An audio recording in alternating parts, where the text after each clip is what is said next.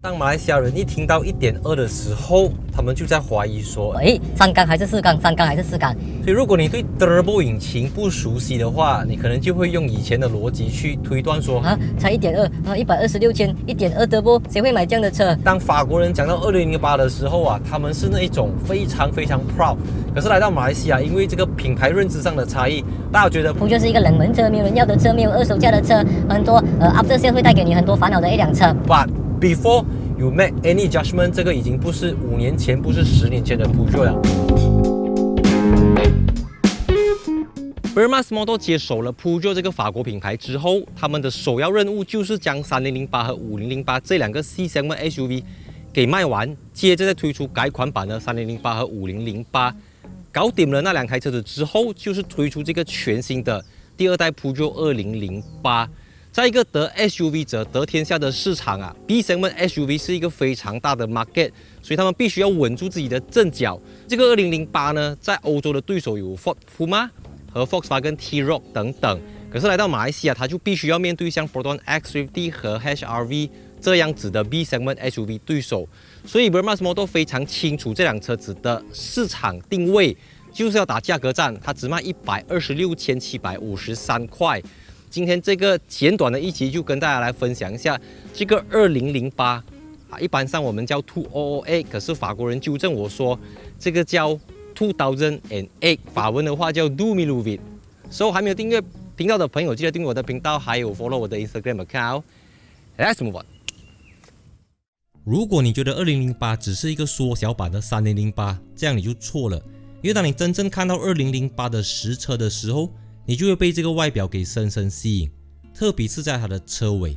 那个狮牙形状的 LED 车尾灯加强了整体的辨识度。它虽然小巧，可是整辆车看起来非常的 solid， 非常的立体。跟市面上其他的 B segment SUV 相比之下，2008肯定是外观造型最鲜明的一款 B segment SUV。Peugeot 2008是基于 Stellantis 集团的 CMP 平台而打造。采用相同平台的车款还有 Opel Mokka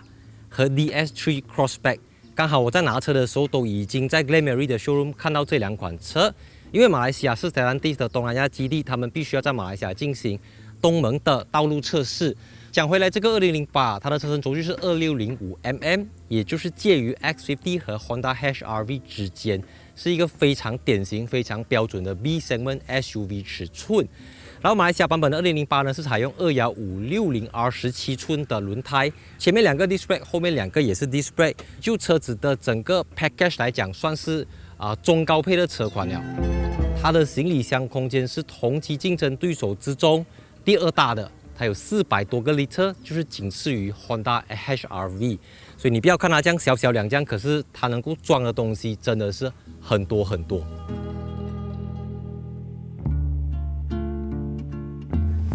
2008虽然是一个小型 crossover SUV， 可是它的后座是比 CX3 和 CHR 还要来得大。我觉得同期竞争对手当中，只有 HRV 是比它还要大的。像我的身高是178cm， 你说腿部空间的话，完全没有问题。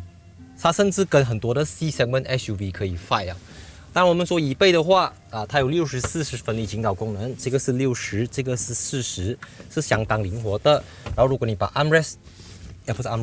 推上来的话，你就可以做到一个相当舒服的姿态。然后因为2008后面是用 torsion beam 扭力梁悬挂，所以变成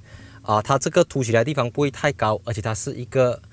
two wheel drive， 也就是 front wheel drive 前轮驱动的车款，采用一个小引擎加上一个 torsion beam 扭力梁悬挂，就能够确保你有很大的后排还有行李箱空间。那因为毕竟这是一个要打价格战的车子，所以后面就没有冷气出风口。它的 material 其实算是不错的，我觉得。你看它有皮革，有缝线，然后有这种 carbon fiber 的样式。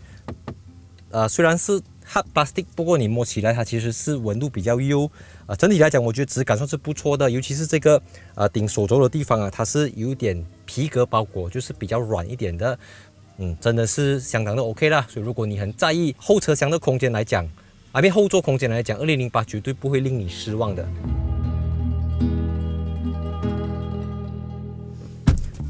Start engine。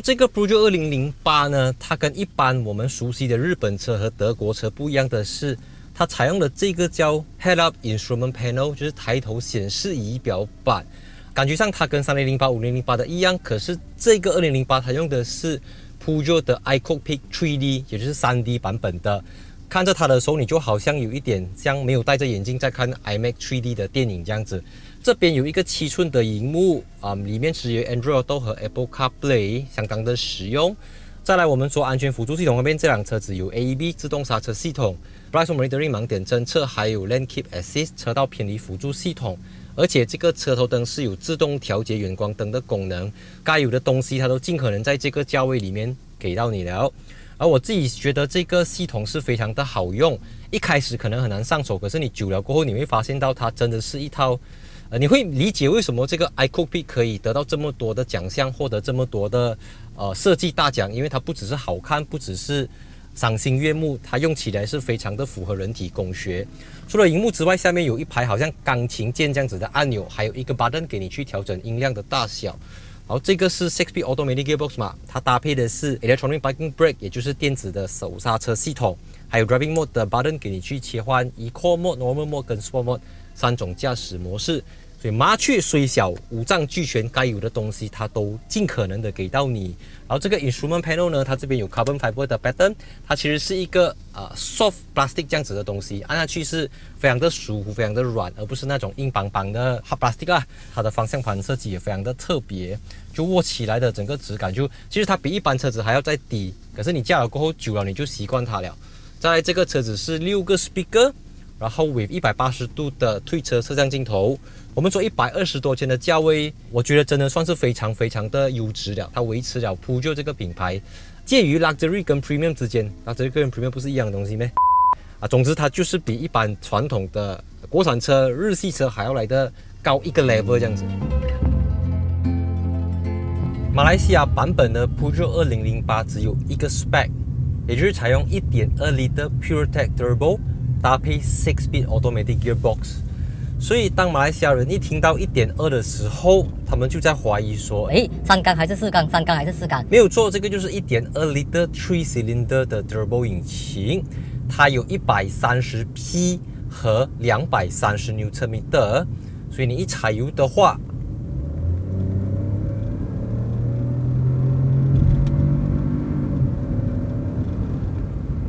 你就会忘记掉它是一个 1.2L 车。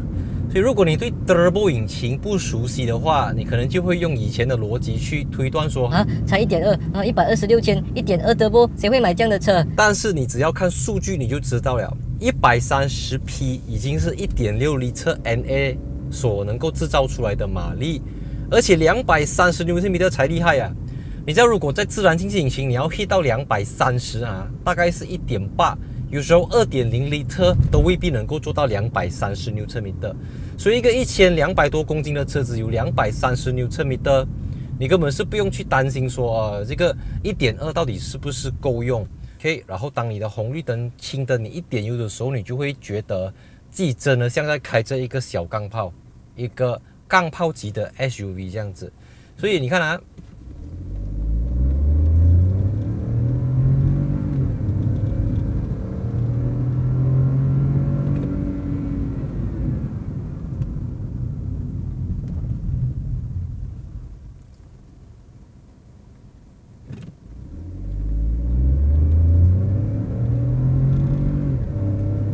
它会有一点点的 turbo lag，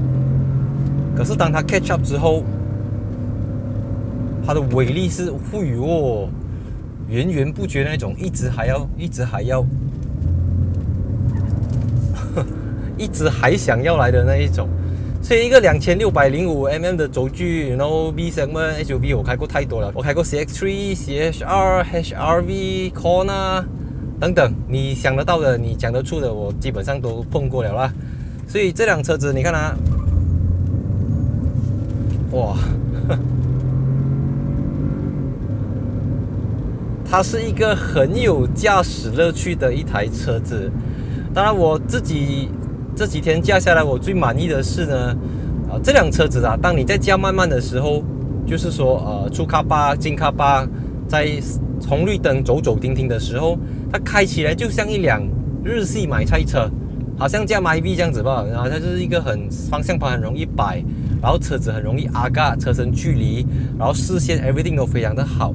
可是当你越开越快的时候，你会 feel 到它的转向力度会越来越硬，就是它的 steering 会越来越 firm， 底盘会越来越 firm， 所以它是一个低速有低速的享受，高速有高速的刺激的一辆车子。它其实就很符合欧系车，只是它比一般的欧系车又再多了一点，怎么讲？多了一点低速行驶时候的文明。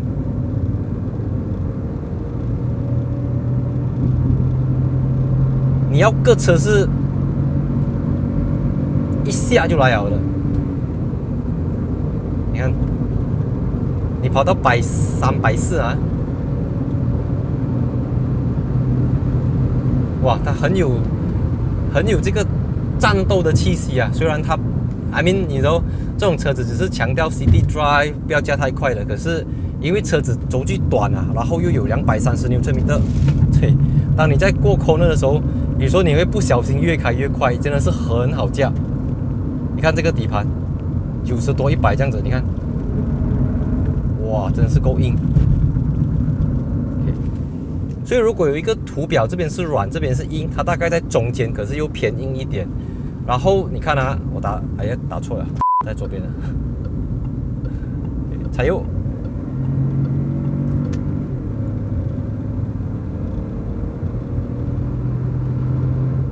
我不知道你们是怎样想啦，因为我自己是比较 prefer 这种小 CC Turbo 引擎多过 1.5、1.6、1.8 NA 引擎这样子的东西。因为我自己本身就是一个驾了很多年的 1.0 3-cylinder Turbo 的 Ford Fiesta EcoBoost， 那个车子是搭配 6DCT 啦，这个是 6AT 啦，所以 Automatic Gearbox 难免会不像 Dual Clutch 这么容易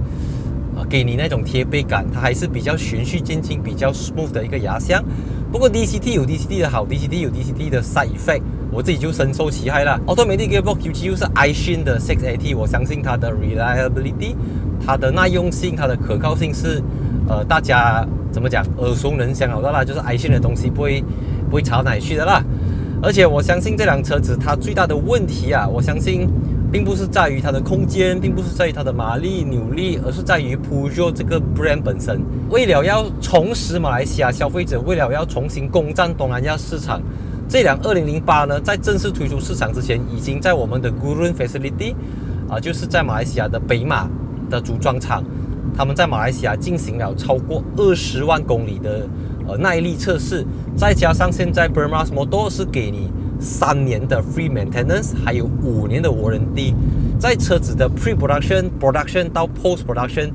不是那个剪片的 post-production 啦 ，I mean after sales 啦，他们都尽可能的在质量方面把关到非常的严格，在它的 quality control，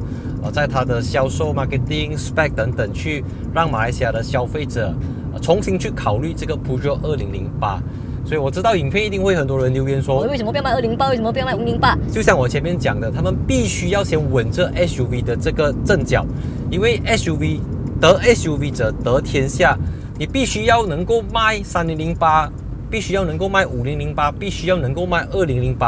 ，then we talk，then 我们才来讲什么3008 GTI、208 GTI 这种车型，因为在马来西亚的汽车市场，你是做生意，不是做慈善。你并不是要满足小部分人的需求，你不是 Ferrari，OK， 你是一个 mass production， 你是一个在欧洲数一数二的汽车品牌。你在欧洲市场，这辆车子2021年就卖了19万辆，卖了接近200千的2008，是有史以来卖最多2008的一个年份，从第一代的2008开始。所以当法国人讲到2008的时候啊，他们是那一种非常非常 proud。可是来到马来西亚，因为这个品牌认知上的差异，大家觉得Peugeot是一个冷门车，没有人要的车，没有二手价的车，很多after sale 会带给你很多烦恼的一辆车。But before you make any judgment， 这个已经不是5年前，不是10年前的 Peugeot 了，它是一个2020、2021、2022年的 Peugeot 车款，跟你以前想的 Peugeot 可能不一样，也有可能一样。这个东西你自己必须要去试驾这辆车子，你就能够体会到什么样叫花130千可以买到200多千的欧洲 SUV 的这种驾驶的体验。像我自己之前在西班牙的时候，就经常在路上看到2008，那也是我在西班牙无论是马德里还是塞维利亚为数不多的新车，所以希望大家可以去给这辆车子一个机会，